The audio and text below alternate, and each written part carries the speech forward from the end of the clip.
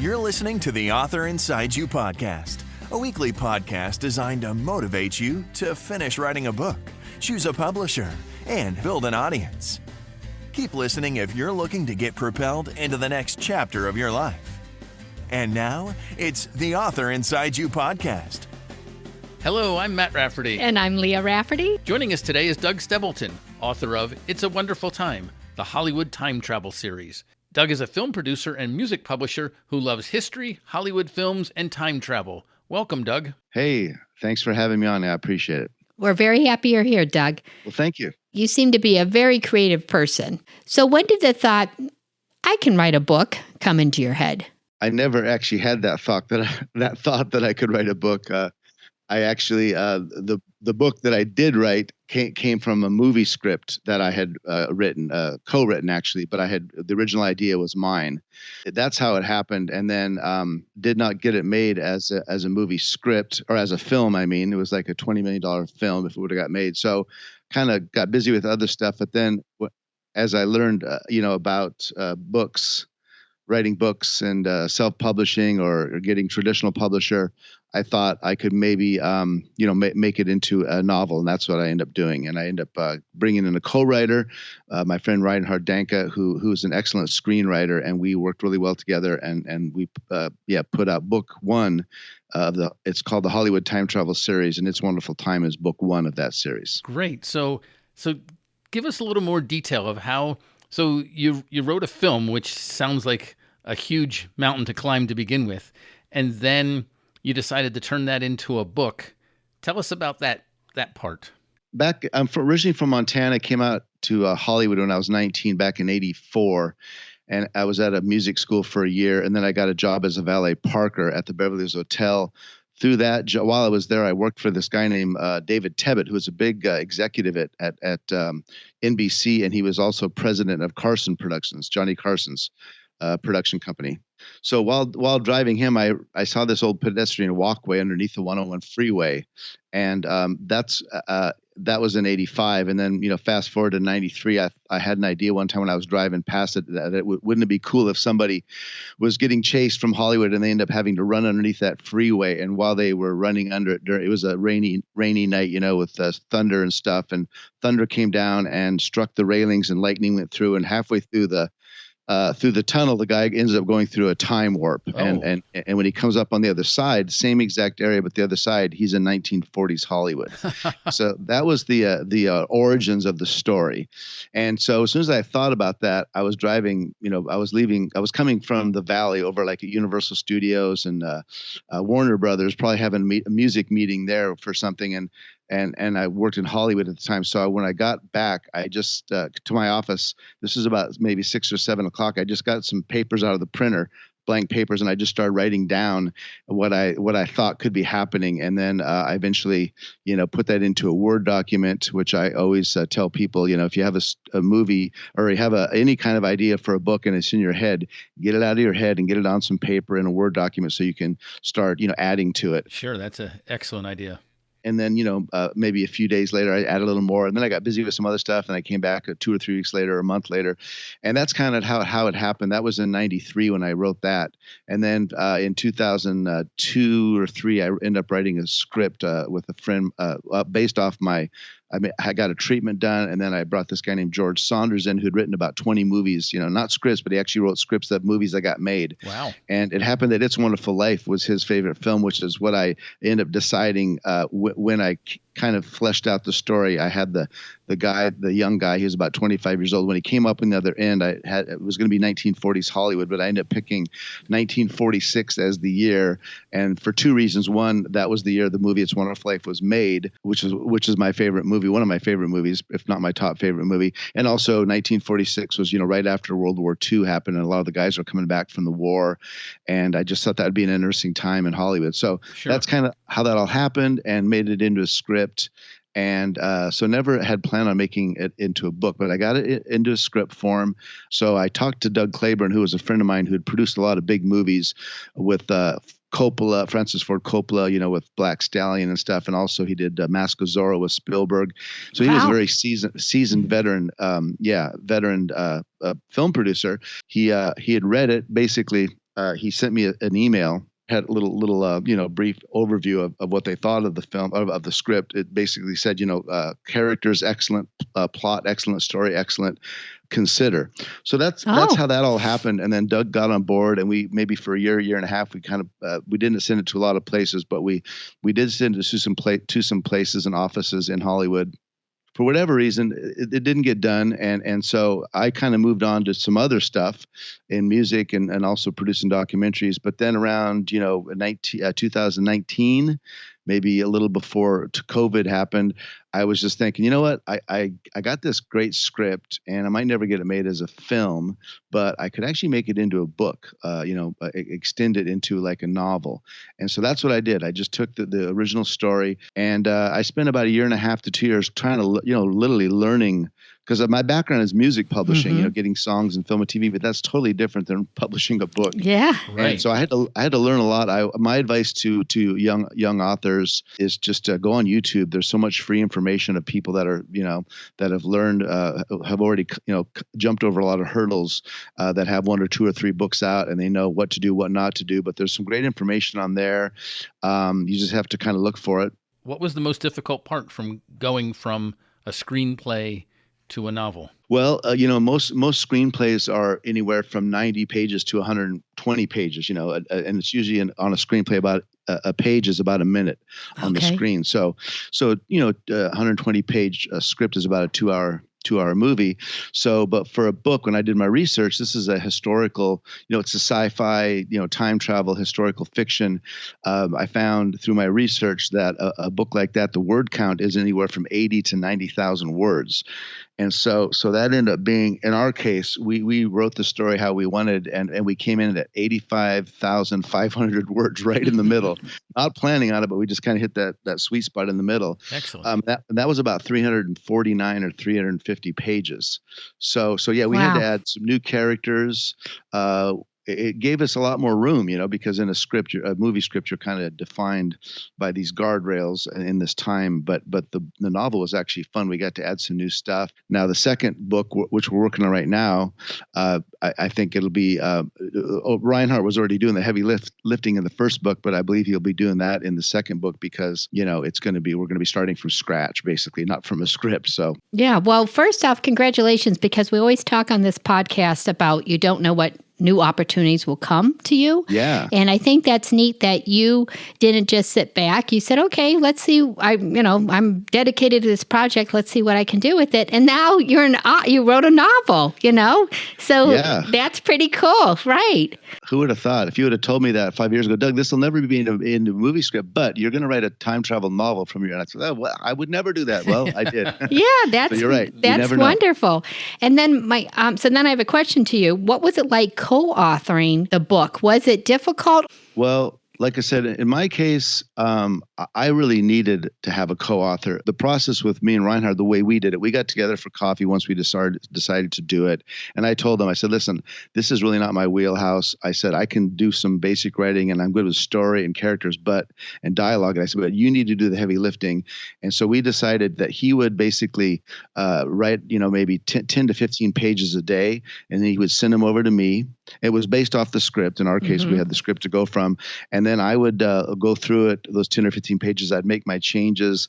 Yeah, let's say this different. Let's do that. This is wrong, but this is right. And I'd send it back. He'd make the changes, send it back to me, and I'd say, okay, good, let's go to the next. And then he would write another 10 or 15 pages. And so that's how we worked together, and we worked really well.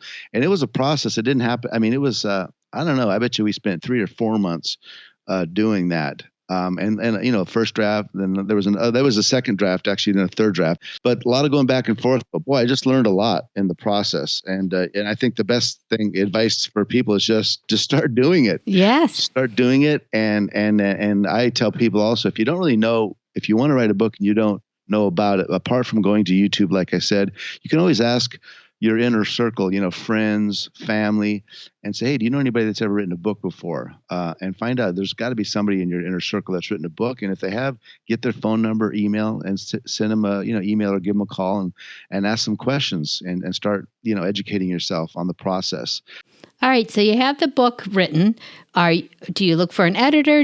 What do you do next? So when I was doing the writing process, you still got to be thinking about 3 or 4 or 5 months ahead for marketing when it's done and stuff. So I knew that we were going to make an audiobook of it because I felt it would be a good audiobook. So I was even while we were writing the book, I was already starting to set up where I'm going to get the audiobook recorded at. Yeah. I'm way ahead of just trying to get ahead of it, so I'm not scattering around trying to figure that out a month before. So I was probably doing that 6 months before. And so I called a friend named Jeff Levin, who I've worked with over the years in the music business. He's a very successful film composer. And I said, hey, Jeff, I got this time travel book I'm writing right now, but I'm going to eventually do an audio book of it. I wanted to see, is that something I could, hire your studio to do? He said, I probably could. He said, but your timing's really good. He said, I just talked to a friend of mine, fellow musician, who just did a self-help book. He said, yeah, the guy I used is out of Virginia. His name is Elias. I think Elias's last name is Othatis, but his company's called E-Audio Productions. I called up Elias and basically, I looked at his website. We talked. He was a fellow musician also. I really liked him. He's originally from Australia, and we just hit it off, and I hired him right off the bat. Elias is a friend of ours, and he does great work at E-Audio Productions. In fact, Leah and I host a podcast where we interview authors who have recently published an audiobook version of their book. And that's how we met Doug. Yeah, so I can't sing his praises enough because the process was just awesome. I just recently wrote a review for him. Oh, good. Of working with him, and I basically, in a nutshell, just said it was a dream working with him. He's an excellent producer and editor and mixer. And I said, I've worked in the entertainment industry for 34 years. I've worked with some of the best people, and working with Elias was just the same as working with Hollywood people. So great. I gave him a glowing review, and every word of it was true. So I'll be telling everybody I can about him. But so that process was good. We just finished the audiobook actually a couple weeks ago, and then getting to the next thing, the copy editor. So when I got in touch with Martha, she liked my story, and she's pretty sought out. So I was very fortunate that she agreed to take me on as a client. My association of having Martha as my book coach and marketing consultant, I had access to her team of people. So rather than me self-publishing it, basically I had hired she helped me. I started an independent publishing company called Banner Press. And Wait, one time you started it? I started it. Yeah. Oh, wow. Time I said, when I was telling somebody that I was self-publishing, she like shushed me. She said, Doug, you are not self-publishing. She says, you are an independent publisher. She says, you have my whole team of professional publishers. She got me straightened out really quick. So I said, okay, I won't say that anymore. That is great. Well, Doug, I have a TikTok account, and I publish videos with motivational tips for writers. And, great. And I posted a TikTok video talking about our interview that we're doing now, and asked if anybody had any questions. And one of my fans asked, "What's the most surprising aspect of your writing journey?" It's even harder than I thought. Right. I think everybody would agree with that who's published a book. I knew it would be hard, but it's even harder. No, it's like I said, in my case, Reinhard did the heavy lifting, the hard writing every day. But I was very involved. Believe me, I was very involved in keeping the train going the whole time, because it's a lot of work. Like I said, I tell people, I said, just writing the book is just phase one. That's hard, but after you write the book, you got to get it on Amazon, and and the big question is, how do you stick out amongst the millions of books that are out there? And it really comes down to, you have to have some kind of a budget for marketing, because you don't have to have $1 million, but even if you had $5,000, $10,000, $15,000, you can do a lot of things with Facebook ads, or like you said, promotion on TikTok. But it's just getting the book done, and all the things I mentioned, the copy editing, the proofreading, getting it so it's finally ready to be printed and put up on Amazon. That's just the first phase. And while you're doing that, you got to be lining up all these other ducks to get ready to for the marketing and the press. And I think my book came out in October of last year, almost a year ago, I think like on the 15th. And I had already started doing, maybe a month beforehand, sending out emails to radio stations since It's Wonderful Life. Oh yeah. Because It's a Wonderful Life. It takes place on the set of It's a Wonderful Life in that era in Hollywood. So I had a deadline that I had to get it done by. That me and Reinhard had to get it done by, I think, September. And Martha helped me with that deadline because we wanted to take advantage that Christmas time was coming Yes. up, and It's a Wonderful Life Mhm. was not really a Christmas movie, but it did deal with Christmas time. And so yeah, but prior to that, I was already sending out emails to and podcast shows and saying, hey, I got a new book coming out. It's a time travel. It's about this, and it deals with the movie It's Wonderful Life. I got a lot of feedback, but I think in 2 months, I think I did like 30 interviews. Wow. I was doing like one every other day Wow, almost. that's impressive. And yeah, it was a lot of work. But my point is, yeah. So after you've written the book, it's like you don't sit back and rest. Yeah. It's like now you got to do all the press and the PR. Yeah. And my suggestion to anybody who's going to start a book is whatever your job is, start putting money aside every month. Save $200 a month, $250, whatever you can, because when your book's done 5, 6, 7, 8 months later, you might have $2,000-$3,000 there. And that's what you're going to use. Oh, good idea. That's wonderful. Thank you for sharing that. Yep. Well, what did it feel like when you actually had the physical copy of a book in your hand? It was a really amazing feeling. Once we got it up on Amazon, and the way we have it, it's a print on demand with Amazon for the soft cover. Okay. And there's also an ebook version of it. Oh, that was the other thing. Martha also provided me with a lady named Maggie, who was the one who took care of all the Amazon stuff, all the specs and this and that, and get it up on Amazon. That's a huge help. Whew. Oh my gosh! If I would have had to figure that out myself, it would have been really difficult. So that was good. But yeah, what happens is when you finally get that done and they put it up on the final version, like as a PDF, and then they put it as a book. Before they put it up on Amazon, they send you a couple copies, what do they call it? Just for quality check copies. So when I got those, that was pretty neat. It's like, oh my gosh, it's pretty cool to see a tangible book in your hands. It's very exciting. And so it's worth it just for that. That's just the start of the journey, because then there's all the other stuff after. But it's pretty neat. What about your website? Did Martha help you with that also? No, the website, I pretty much did that. She gave me some comments, but I already had the website done probably a year before. Oh, okay, great. Started. I already knew I was going to do it. So I put the website together. I already knew what the story is about. And speaking of the website, HollywoodTimeTravel.com is the website where people can go check out, how to get it and all that stuff. Excellent. We'll put that in our show notes, Doug. Yeah. So, and then also once I started doing those interviews and podcast shows, I would get the MP3s of those, and then I added them to the website. Not all of them. I just put 3 of the ones that I thought were all different, so people can see there. And right now, Elias at E Audio Productions has given me the audiobook trailer. I think that'll be done in a couple of days, and I'll be adding that to the website. Oh, also. Wonderful. Great. You always got to continue to be adding stuff, right? You know what I'm saying? Sure. Yeah. Well, I see on your webpage you have an endorsement from Rich Little, the Hollywood legend Rich Little. And you also have one from John Schneider. How did you go about getting such famous people to give you an endorsement like that?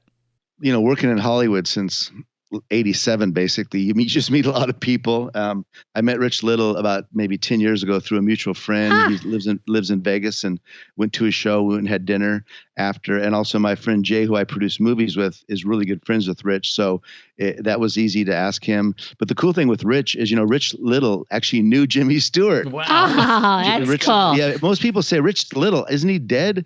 And I know, Rich Little is originally from Canada.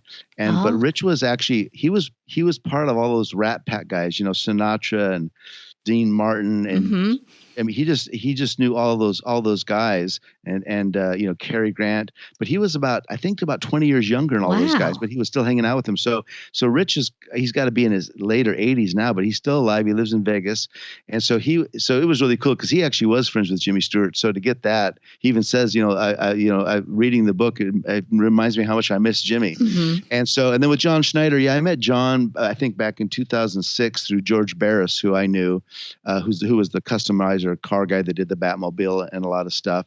And I have a TV show called Cars and Stars that's about film and TV cars, and we did a episode on the General Lee. So about a year ago, I went out to me and my crew. We went out to Louisiana, and I had talked to John on the phone saying, "Hey, we want to do," and he still owns a General Lee car, and we went out and interviewed him for the show.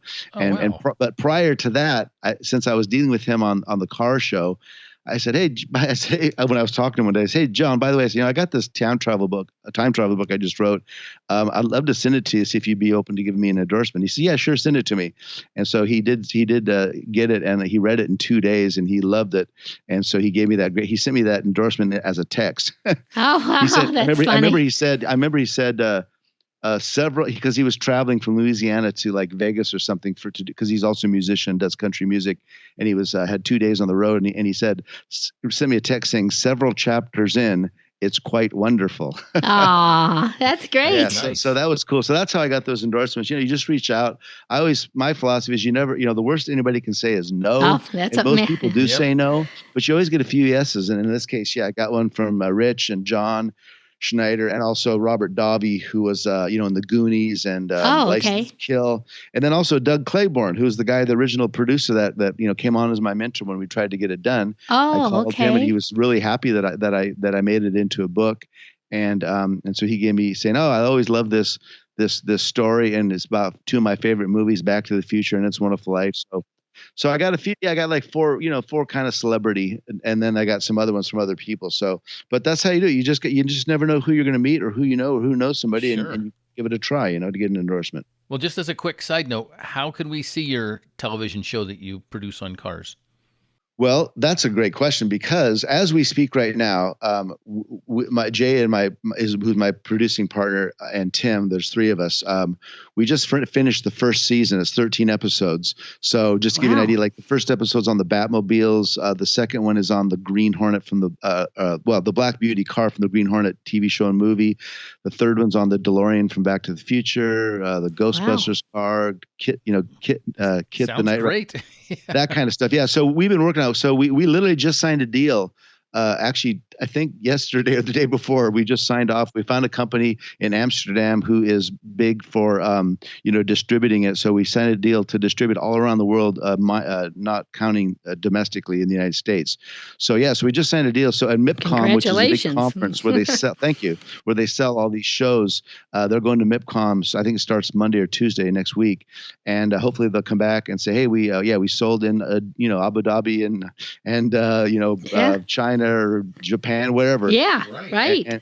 And so that I don't know. So the answer is I don't know where it's going to play yet, but we're talking to Paramount right now for domestically, and that's not done yet. So I don't know if that's going to happen, but it'll eventually play also, on different stations. So but carsandstars.com is the website. People can find out about that. Excellent. I'll add that to the show notes. Oh, thank you. Well, Doug, we're just about wrapping up, but do you have any advice for somebody who's writing a book and maybe they're stuck or they just, need a little push?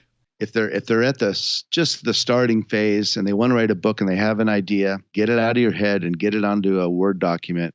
And so you have it saved, and it'll always be there, and just start putting down your thoughts. You don't have to write the whole book in one sitting, but just start adding to it, because what happens if you give things a little rest, as you're doing other things, you're driving, all of a sudden you might say, oh, wow, that'd be a great character for my book. And you go back and you open up that doc and you put new character idea and you start just adding to it. It's like you just start putting flesh on the bone of the book. So if you're just starting out, do that. You don't have to do it all at one time unless it just comes to you like that. But that's my advice for people that are just starting out. Yeah, get it on a Word doc and start writing it and adding onto it. And then if you're already writing and you're doing well, and you hit some plateaus, don't give up. It's just the ups and downs of writing. You have kind of what do they call it? Writer's block. Mm-hmm. But it's different, dry season, whatever, but things turn around and you get your creative juices going again. So don't give up. And sometimes it might not happen in a year. It could take 3 or 4 years to write a book, 5 years. It doesn't matter, just as long as you finish it, right? Once you finish it, it's an amazing accomplishment. Just finish your book, and it might take 2, 3, 4, 5 years, might even take 10 years. It doesn't matter. Once you finish it, you're going to go on to the next phase. Yeah, that's great advice, great motivation. Yeah. Thanks, Doug. Yeah, well, you're welcome. It's been great speaking with you, Doug. I find your life very interesting, and it's just been very fun speaking with you. So congratulations on everything you've accomplished. And if you don't mind if I add one more time, the website for the book is hollywoodtimetravel.com, and on there they can find all the information about it. And it's also on Amazon. It's a Wonderful Time is the name of the book, and the Hollywood Time Travel series is the series, and they can buy it as a softcover book, an ebook, and just now made available as an audiobook. So check all that stuff out there. Well, that was fun talking to Doug and hearing his stories about Hollywood and how he went about publishing his book. If you find value in the Author Inside You podcast, please share with a friend and ask them to follow us. And until next time, right on. Thank you for listening to the Author Inside You podcast with your host, Leah and Matt Rafferty.